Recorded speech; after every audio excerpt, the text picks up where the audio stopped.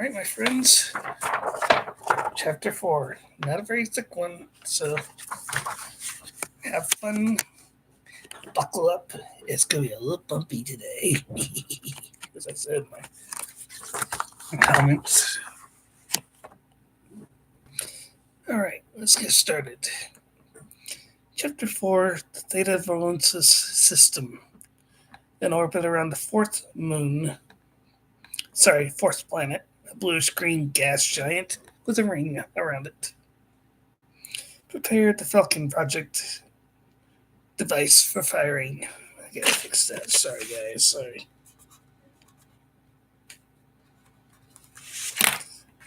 Lead scientist Eve Recover says as she stands on the bridge of her massive super battle cruiser along the forward bow area of a 10-mile-long vessel. Two tall, oblong-shaped rods rise into space from the bow area. As soon as some 200 Imperial warships line up ahead of the giant oblong-shaped ship, some 200 Imperial Scorpion fighters moving into position around the vessels. But within the range of the two tall spires built into the bow of Recover's ship. They await the moment when they will attack their target, the Beta Geisel system and the Rebel City, Geisel City. The system is some 150 light years from the Valensis. 2 minutes to activation of the Falcon device, madam, one of the Imperial officers calls out. All attack vessels are in position, another calls out. Recover's project is a teleportation device. This is the first of its kind, never tested until now. Could cut travel time between systems from days or hours to mere moments, if it works at all. It is still a prototype. Its estimated range is some 550 light years. Whoa. So 150 light years to Beta Geisel is nothing if it works. 1 minute. A disembodied voice calls out over the speakers. Eve Recover stands at the control station for the Falcon device, holding the trigger for the device as she counts down from 60 to 0. She presses the trigger, and the device turns on as multicolored lights fill up the crystals of the tall spires facing the 200 vessel warships and scorpions ahead of the cruiser. They suddenly disappear in moments. Gone. Oh my god, it's 200 Imperial warships and 200 Scorpion fighters appear from thin air. Engage, repeat engage, Stephen calls over his radio. He's kept the fleet on alert since their arrival in the system. He watches as a swarm of his Vipers zoom past the fleet of warships and engages the Scorpions, taking out many Imperial fighters before they can engage the Rebel fleet. He's on the bridge of the Hornet when the fleet appears from out of nowhere. Just shows up. They're teleported there, not jumped there via hyperspace. Admiral Talkai, take command of the fleet, he says as he rises to his feet and runs out through the lift to the flight deck wearing his flight suit.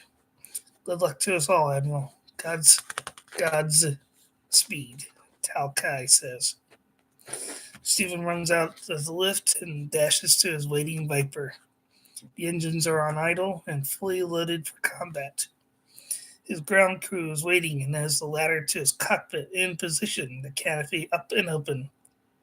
He dons his flight helmet as he climbs the ladder and jumps into the ejection seat. Can't talk. As another crewman plugs his helmet comms into the flight panel. He studies the readouts on the gate glass panel in front of him, smiling as he sees that the fuel tanks are topped off and the weapons pods are fully loaded. As another crew member straps him into the ejection seat, he is towed up to an elevator through the force field. Sorry, I fixed that. Out to space as the battle rages on all sides around the Hornet. He's then towed to the bow catapult, and the wide wing is hooked to the maglev launcher. Tiger 4, ready for launch, he calls over his radio. Tiger 4, launch. Comes the instant response as his Viper shoots down the flight deck off the bow of the massive vessel, and then is joined by flight of 6 Vipers and some T-wings. He takes out a flight of 6 Scorpions before they can get a lock on him. Interesting start to my novel. This chapter, what do you think so far? I got the idea for the teleportation device from one of my favorite anime TV shows about Star Blazers. $21.99. And so the Battle of Beta Geisel is engaged. So far, the battle is going the Imperial's way. What the hell? Steven says, shocked. As a bright flashlight comes from Geisel itself and takes out 20 of the Imperial warships as a beam of energy cuts through them in a second. Thank God for the scientists in Geisel City. As he flew across the flight deck of an Imperial carrier, strafing the flight deck, clearing it of Scorpions and the deck crew. It was already smoking from several blast hits from rebel ships. Not a good day for the Imperials. Alright. You know what? I need to give me a drink. I'll be right back. Give me one moment.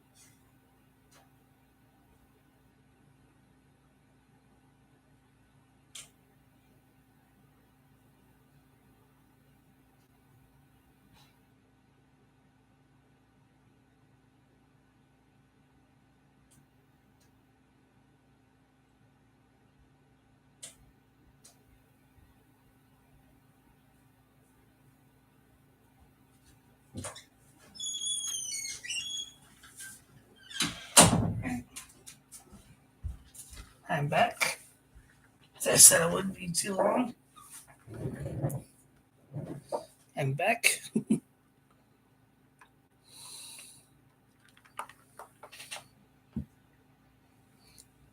I thought I could do this without just getting me a drink.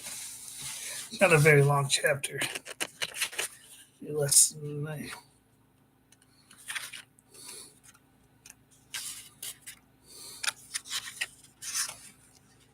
has 7 more pages, including the one I'm reading from. Right, carrying on. Take cover, Admiral Tyrrell Burrell calls out. The lone Rebel Viper pilot zooms along the forward area of her battle cruiser, strafing as he goes along. It zooms up the superstructure as a command section. This maniac pilot is dodging blaster shots as if they weren't even there. Max power to the bridge ceiling, she calls out. Too late. The swarm of missiles blasts holes in the transparent Lexan viewports, sucking out all the atmosphere on the bridge. The bridge is engulfed in flames as more missiles explode. Steven Spears looks back at the smoking ruin of the Imperial cruiser, smiling as it dives down into the upper atmosphere. The Beta Geyser and explodes. But he has no idea that fleet of Imperial shuttles is on its way to invade the Cloud City of Geisel. He has a secret plan in place to stop that invasion. However, the Imperials are pursuing this new secret weapon defending the city itself. Baroness, we have boarders invading the city. Where? Sorry. Guilford asks, shocked as she watches the battle from her office. Mining processing level 4 battle. Guilford gets on her radio and calls for help. Geisel City, any rebel forces? We need assistance. We have invaders in the city. We need help. She calls over the radio. Baroness, any rebel? Stephen hears the rebel woman's voice cut into his radio, then gets cut off. It's just filled with static now. Hannah, you hear that? Can't. He calls over his comms. Sounds like she's calling for assistance, Admiral. You go. My people and I have this. She can see his squadrons are in total control of the battle as another flash of energy takes out 10 more Imperial vessels for the city itself. New secret weapon. I introduced it in my handwritten part, but I decided not to describe it. In this part, sorry. Hannah, you are in command. He switches to another secure channel. Tiger 4 to Talon 1 and Talon 2. You're clear for launch. He calls over the secured channel. Roger that, Tiger 4 comes the instant response. He banks to port and dives for the Cloud City, Geisel City. On the flight deck of the Hornet, an all-black shuttle lifts followed by a second black shuttle. Both are loaded with 24 samurai warriors each. 48 samurai warriors in all. As they make their way to the city and in the clouds, they activate their cooking devices as they lift away. Can't talk. Give me a second. I need a drink.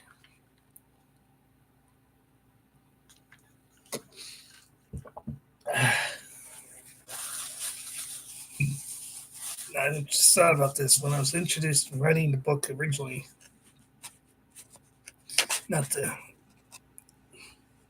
What kind of force are we facing, Master Stephen? Samurai warrior Nell Akita asks. A short time later, as she and 47 other samurai meet up with fellow samurai master Stephen Spears. Unknown. Steve says the signal was cut before I could get the rest of her signal. But by the anxious, excited tone in her voice, sounds like we're facing an invading force of Imperial troopers. Size unknown. Therefore, we will provide any assistance we can to stop the imps. Again, rebel name for the Imperials. Let's fight together as a team, like old times for you warriors, as friends and as comrades. Yes! Samurai Master Seth Kadai yells out. All right. Stephen watches as 30 Dazalian soldiers now join them, all armed with AKX 3616 each, 16 blaster rifles each. Sorry, I'm going to change that.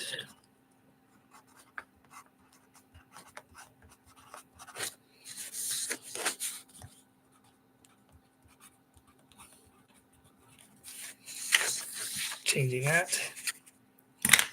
Each was covered in body armor and rebel combat helmets. Both men and women alike fighting side by side with the rebels. I just added that. Let's roll, Stephen says as he runs off the landing platform, followed by his 48 fellow samurai and 30 troopers.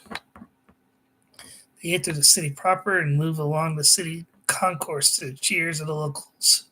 Each warrior armed with their samurai swords, now deployed, blades activated. Beautiful sight, I think.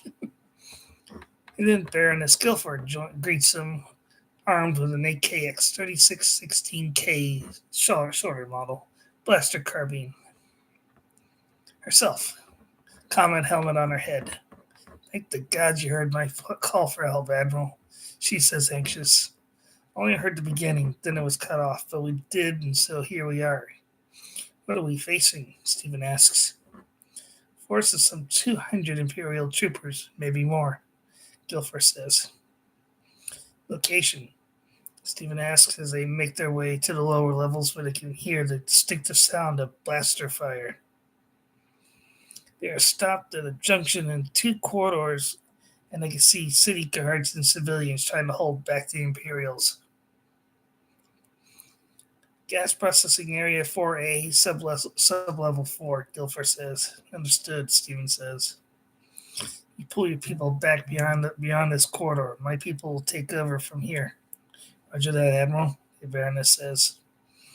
As she gets on her helmet radio, she turns on her radio. Sorry, I'm going to change that. And also slowly, the defenders began to fall back under the covering fire of additional city defenders. I can't talk today. Losing many in the process, but then the green blaster bolts from the imps stop well short of the defenders' positions as they fall back past the intersection in the corridors. Let's keep the barrier up as long as we can, friends, Stephen beams. He looks on as the Imperials are astonished by the lack of results from their blaster fire. None are hitting any targets now. However, at the same time, red blaster bolts from the city defenders are hitting their marks with ease. That's that mental barrier created. Fall back, Baroness. My people and I have this, Stephen calls to the Baroness as she and her people fire into the space around the samurai warriors. They kneel behind any cover they find, and the barrier passes through the samurai as if they were not there, leaving the samurai unaffected. Ready yourselves, friends, Stephen beams. And so 49 unlit samurai swords suddenly come to life. And that frightens the Imperials, but they keep advancing in a wide, rigid line, crossing the width of the long, wide corridor. But they can see many more troopers behind the first line. It's not a long chapter, so I only have 1, 2, 3. After this one, 4 pages left. All right. On 3, Stephen says softly. 1, 2, if you see, no. 3, I'll say at the same time. And so the old and new samurai rush into the line of Imperial troopers, cutting and slashing as they go. They make it to the back of a large battalion of troopers. In minutes of entering the fray, unharmed, but not one Imperial was left standing alive, that is. A few stood still, minus their heads. Oops. Anyone, any hurt or wounded? Any dead? Stephen asks, catching a second wind. None whatsoever, Master. Master No Okita says, doing a head count. Stephen, I need your help on mining platform 26M. He hears Guilford's voice cut through the static on his radio. Moria, the radio goes dead. Let's move it, warriors, Stephen calls. We got more trouble brewing elsewhere. At least he knows where we are, Guilford says, tossing her damaged combat helmet aside. He continues blasting away with her blaster carbine, taking out several Imperial troopers, while a few Meters away, a rapid-fire blaster cannon mows them down like bowling pins. She has every available man and woman down here defending her city from the Imperial forces. A lot of troops coming out. She knows she knows these Imperials were after her asteroid deflection cannon that was taking out their fleet by the boatload. Ooh. So they decided to try to take out the cannon with a whole division of Imperial troopers at all costs. And she was happy to have it around. It was slowly evening the odds in the rebel fleet's favor. Here we are, Baroness, Stephen says a moment later. What are we facing? 1,000 crack Imperial troopers or more, Admiral, and they do not intend to stop until they get past us and our secret weapon. You mean that crazy cannon of yours? They do that and this battle is over for us. He looks across the top of the metal storage crate they hid behind as a sudden barrier appears between the rebel forces and the Imperials. You got that right, Stephen, Guilford says. Tiger Leader, you still with me, Hannah? Stephen calls over his radio now. I should probably do a little more better. Okay. Roger that, Stephen. Hannah replies. We need more troops in the city, and I do mean now. Change that. 10 minutes ago.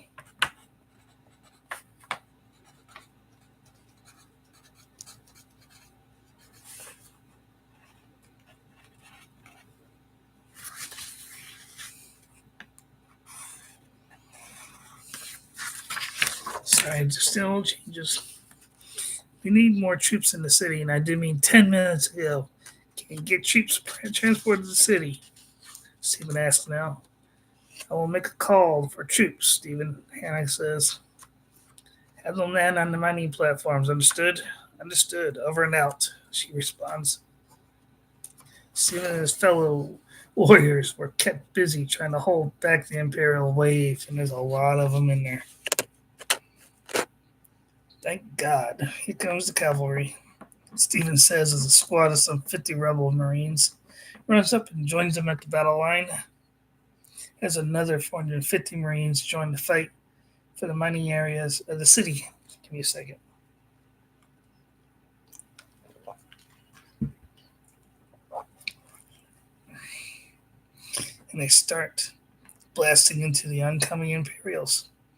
Then another 250 Marines join them from the Serenita. That was something I just created the last minute when I was writing this. At least you got more help, Guilford says. Oh, yeah.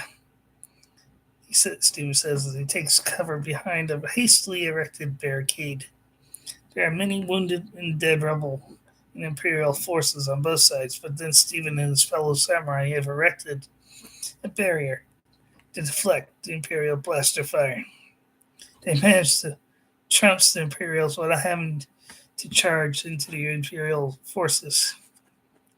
But this time, even outnumbered, the Gazelian and rebel forces rout the Imperials, pushing the Imperials back.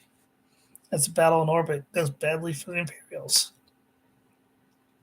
Of the 200 Imperial ships entering the fight, 50 managed to escape relatively unscathed, at the loss of only 6 rebel ships and 12 Vipers. In the city, there were 1,000 Imperial troopers to invade.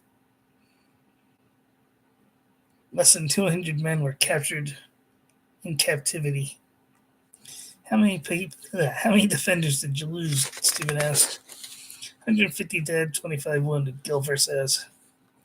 We suffered 20 dead among the Marines, no samurai, Stephen says. Damage to the city was extensive, but we can rebuild in time, Guilford says. Stephen now sees Rena among the defenders, an AKX 3616 slung across her back. She's limping a little, though. Rena, I thought you were in mourning. I am, Stephen, Rena says. She dresses a fellow defender's wounds. But not but the Baron has called for volunteers, and I am combat trained. Good point, Rena. Where are your parents? They've taken shelter in our shelter with the other civilians. Good. I'm happy that you and your family are fine, Stephen says, nodding. He sees that she's still in her civilian clothes and wearing her morning sash around her waist. Stephen, I'm ready to come back to Centauri Prime. Rena says, Mom and Dad are doing fine here.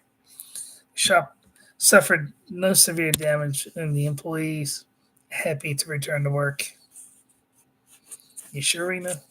I will not take you back unless you are ready. You are really sure, Stephen says. I miss my friends and my family I have on Centauri Prime. Consider you, Sup, Natuk, Hannah, and Julia, my family too. I miss my friends there.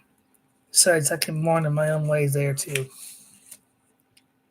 Glad to have you back, Rena, Stephen says. You need to hold on, I'm gonna change one little thing. You ever need a shoulder to cry on? Come to me anytime, anywhere. Thanks, Stephen. Rena says, and I think over a year ago, neither of us knew the other existed. And now we're not just officers in the Rebel Alliance, we are friends. Good, close friends. I know what you mean. I wouldn't have it any other way either, Stephen says. They take his personal shuttle back to the Hornet, where Hannah meets them. Admiral on deck, she calls, coming to attention as do every man and woman on the hangar deck. She knows his standing orders about that, but she don't care. She likes to do that just to tick him off. As he walks down the ramp out of the rear of the shuttle. Okay, Hannah, Stephen says, smiling as everyone gets back to whatever they were doing.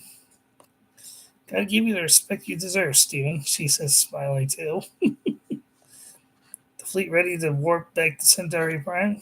Stephen asks. The Vietnam fleet will remain behind to assist in the defense of Beta Geisel systems there. Hannah says. The Epsilon ND fleet will accompany us back to Prime to add their firepower to the system's defense. But we are ready to jump back on your orders. We have all the intelligence we need to go after this Falcon project on your orders. Make it so, Commander.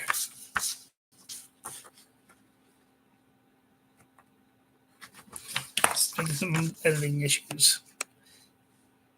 Make it so, Commander, Stephen says, nodding. Aye, sir. Hannah says as she touches a comm pad on the bulkhead by her left side. Baxter to bridge. Jump to hyperspace now. I so hate flying. My favorite line in this book. Stephen says as he feels the deck beneath his feet surge into hyperspace. This time he's not flying through the blockade. It has been broken by the arrival of his fleet and the sudden appearance of the Quadari, I don't know how to pronounce it, also known as the Greys. Who tore through the Imperial fleet with their cutting beams in seconds. Even the heaviest shielding couldn't stop the cutting beams. The few, if any, Imperial battle cruisers that managed to escape obliteration did so with some damage of some sort or another. And that is chapter 4. There's a short chapter. I'm going to have to work on it to make it longer, add some detail to the battle. There's another battle coming up in this book at the end of the chapter. But that's for another time. Still got some samurai details to finish. I'm not going to go any more detail with that.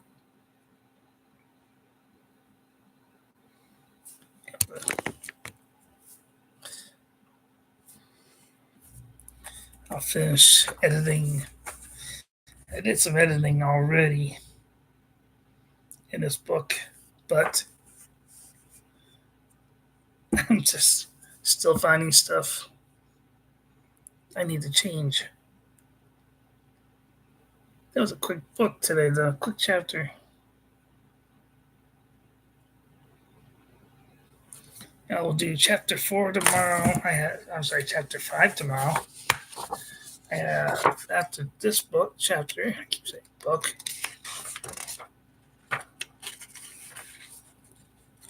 chapter 5.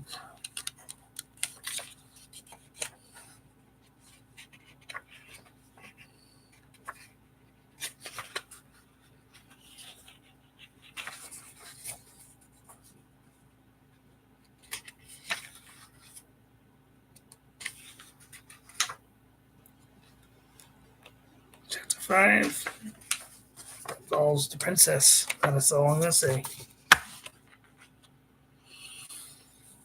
I want you guys know, if you like what I've read so far, book 2 is easy. Book 3, you know, I hope you guys like it, what I've done. Book 1 is in process. I just got a copy, not in a physical, the edited version with all the changes I made, sent them for my book. That's all I'm going to say. I got to go through it and look at it some. But I like what I've done. This book looks cool. I hope you guys will like what I have when it gets done, probably, and it's published for everyone out there to read.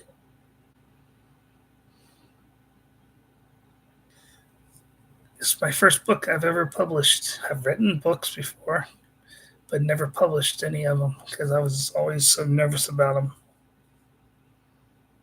This time, thanks to some friends online I've met, Hiki, for one, I always will thank him, her, sorry, I forget. Alfredo from Noah the Cat, my friend Owen Dree, I can never pronounce her name right. She's a very nice lady, lives in Boston. She's the one that got me in contact with Amazon.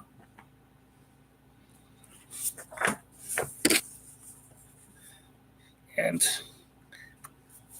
I'm in the final stages of publishing. I'm so nervous. Sorry. You think I was having a baby? I'm not. I'm not a father. But it's been good. I enjoy doing this. You notice when I first started doing these streams, I was nervous. I was. I looked nervous. I was nervous. I have never done stuff like this before. I have a stream. I have 2 videos I shared on YouTube. But those are hummingbirds feeding on my back deck. But that was it. I do a little talking in it, but really never did anything like this before. And I'm glad I did. It lets me be. Lets me enjoy what I do and sharing my, I don't know what you call it.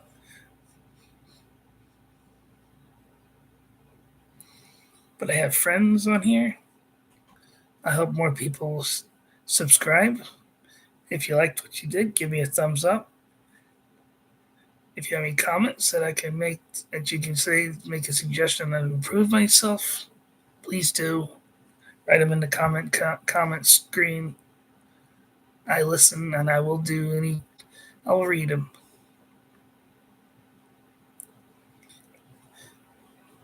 And I am a bit long-winded when it comes to writing. I like details, as you probably guessed from book one. But a lot of people like detail because they like to see what they're visualizing. I like to visualize when I create something.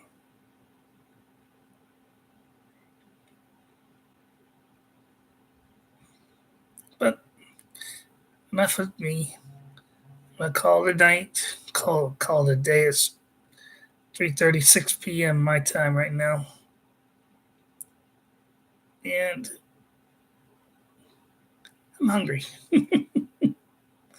You guys have a good day, my friends. Thank you for listening. Hope you enjoyed it. Please, again, if you liked it, give me a thumbs up. If you didn't, please do. I don't care. It doesn't bother me. But if you have any suggestions, if you don't like it, please make a comment. Tell me what I did wrong and what I could do to do better. If you liked it, still, please like it. Give me a like. Make any comments, good or bad, suggestions that you can make. I do listen. I might not get to them all the time right away, but I am still getting used to this streaming thing. It's still new to me. And I see why people get nervous when they do these things.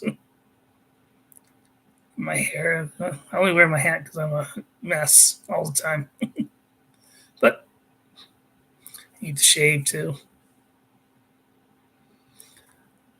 But now I'm done. You have a good day, my friends. It's my right hand waving at you. I feel weird. So I'm waving at you with my right hand, but it looks like I'm waving at you with my left hand. Goodbye, my friends. You have a good day. You all be safe. Have a nice weekend. And what's left of your weekend. I know it's probably Saturday for a lot of people right now, but it's only Friday for me. Have a good night. God bless. Be safe.